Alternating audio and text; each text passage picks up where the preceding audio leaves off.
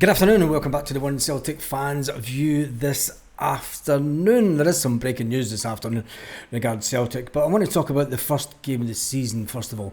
St Mirren have issued. It's always good to look at the first game of the season and to see what away fans are being charged to come to Celtic Park, because that gives us an indication on what Celtic fans will be charged to go to other parks throughout the season.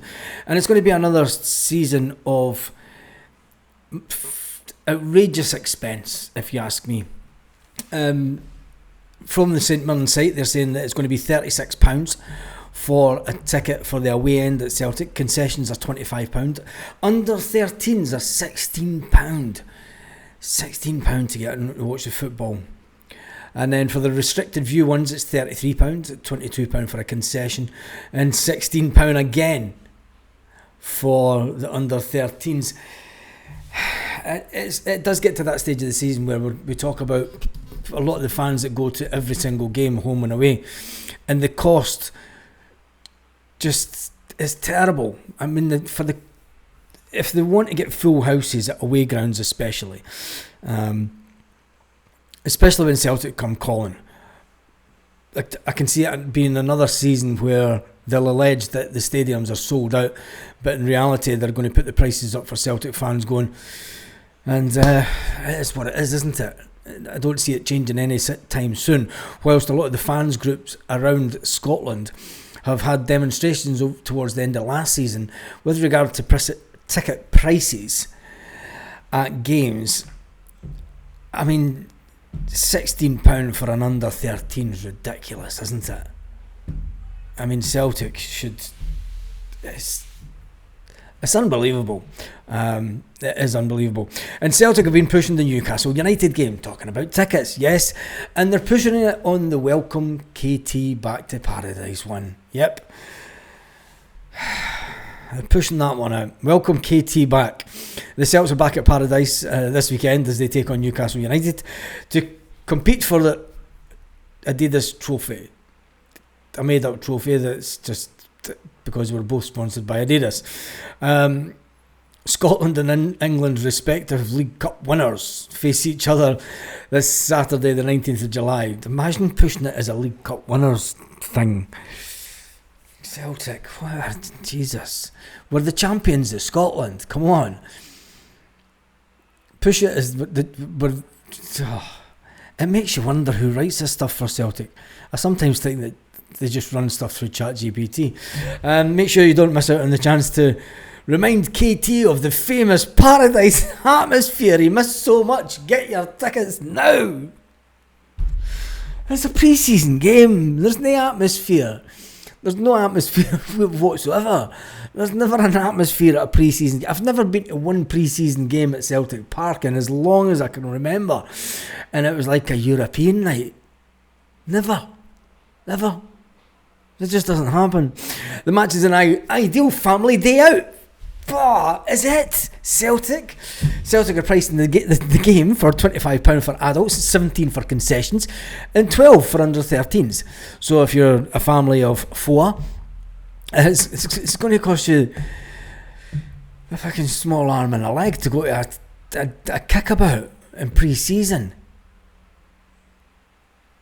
That's unbelievable. Tickets are available online only, and booking fees also apply.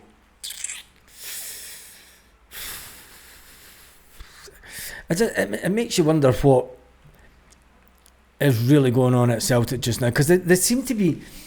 There's one side, you think that the club has this thing that it knows what the supporters want and it gets the fans, and there seems to be a pull in the other direction just now, and we're getting further and further away from the Celtic ethos than ever before. Is it just me that feels like that, or do you feel like that to go to games, that we're getting... I mean, I know that my brother has still got season tickets in our names, but I just feel that it's getting... Every year it's more and more money, and this year especially it just seems to be so money orientated that it's... I mean, 17 quid for a concession for under 16s, under 13s go for 12. It's ridiculous for a friendly. And that's all it is a pre-season friendly. And pulling out the heartstrings. Pull out the heartstrings. It's Kieran Tierney. Makes you wonder. Anyway, let's get on to Martin O'Neill, because Martin O'Neill has been talking about, before we talk about this left back that's coming to Celtic, Brendan Rodgers' future has been much discussion on many a Celtic channel and blog over the last 24 hours. And Martin O'Neill's got in on that, saying, listen, if Dermot Desmond wants Martin O'Neill, they wants, I wish. Oh, the bygone era of Martin O'Neill. Getting in fantastic players of Premier League stature in England, coming in to rule Scotland and take us all the way to Seville. If only. Instead, we're getting another loan, or we're buying a young ex-Benfica player, and Benfica are due to get 15% of the sale. But anyway, Martin O'Neill says that, listen, when he returned to Paradise in 2023, it was all set up by the owner, Dermot Desmond, who pulls out all the stops to get what he wants when ultimately push comes to shove at Celtic. Brendan Rodgers has entered the final year of his contract, as we all know. We did a vote about it this morning. But he maintains, Brendan Rodgers, that he's relaxed about the push, the situation. And there's no push to put pen to paper as yet. Martin O'Neill said, look, when he appointed me 25 years ago, I know from experience that he'll do everything in his power to keep Brendan Rodgers, if that's what he wants. I don't think there will be any major rush for that. I think what he's done up there has been terrific, said Martin O'Neill on TalkSport. Honestly, if Dermot's involved, which I strongly believe he will be, there's nothing to worry about, Celtic fans.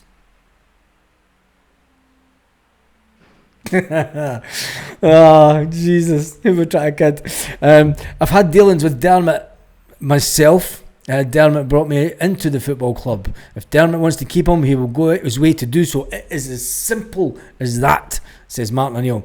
And if there's anybody I'm going to trust on the subject, it's Martin O'Neill. And if he says it's going to be fine, it's going to be fine.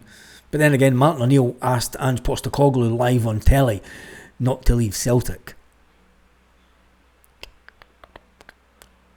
But he'd already decided, so I'm still going to go with Martin O'Neill. It's going to be fine. Start fucking praying. Anyway, Celtic have been linked with a left back after Greg Taylor left the club. Hurrah! A lot of people say boo, sailors. The Portuguese star is said to be on his way to Celtic, and a deal could be completed. He's caught the eye of Celtic through the Benfica link. It was sold to his current club for €1 million, and within that contract, which runs until 2028, Sporting, who we play in a couple of days, Sporting are due 15%. So it's interesting that we're going for another Portuguese player, but he is going to be back up to Kieran Tierney, and people will start looking at it and go, not another European player. You'll remember Alex Baye, and for a fantastic player that he was, he didn't like Scottish football.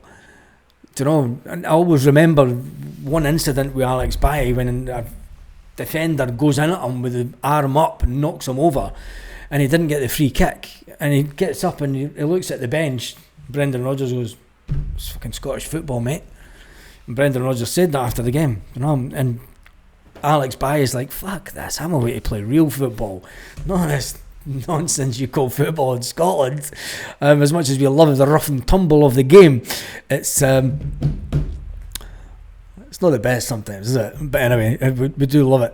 The fact that the model of the club is to go out and get younger players and bring them in, it looks like Celtic will need to pay way more than the £1 million.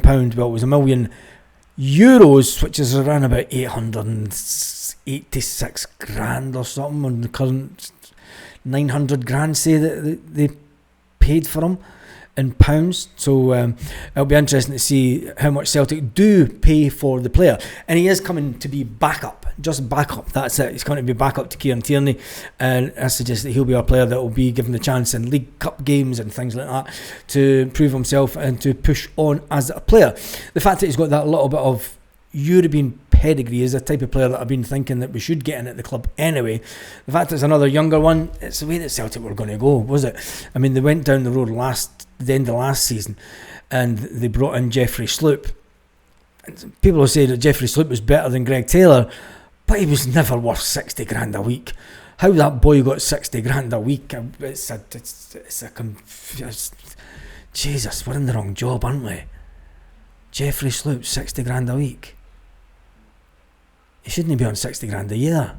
But anyway, it looks like Celtic are making moves, which is fantastic. So tell me what you're thinking in the comments about Martin O'Neill's comments. Do you think that it's all going to be fine? And where could you see the game? Where can you don't know what that was meant to be, but it just totally got tongue-tied. Sporting v Celtic will be on Celtic TV. After the last game where we got beat 3-2, I think this is another one that we're going to get beat, to be perfectly fair. It looks like, is it only on Celtic TV? I think it's bound to be on another channel, but I'm not sure. And Celtic TV, I've got to say I was disappointed with Celtic TV at the weekend. They played this is what gets me about Celtic. It's like they want you to pay for content. They'll show you a 54-second video, right? And then they'll say, go to Celtic TV and watch the rest. And then they'll put out a video on YouTube of Kieran Tierney. Nice 15-minute video. But then they use that interview at the half-time section at Celtic TV. And it's like, fuck, seriously? Really? What's wrong with you lot? Anyway, let's hope Celtic TV's a little bit better this fucking coming Wednesday night. The coverage will begin at 7:30 local time, which is 6:30 Celtic part time, or is it 7:30? I don't know, because it's in Portugal and that could be a time difference zone. I've no idea. Anyway, have a fantastic day, Celtic fans, wherever you are. Hurrah! We're getting another left back in. When it comes to other players, it's I think we're all just waiting. I think we're sick of waiting. The Balwishka one just seems to be going on and on and on. Evan Ferguson, well, he doesn't want to come to Celtic. We don't really want him, to be honest, just because he's Irish. Just doesn't work out all the time. Anyway, have a fantastic day, Celtic fans, wherever you are. And I'll see you at 8 PM tonight, Celtic part time.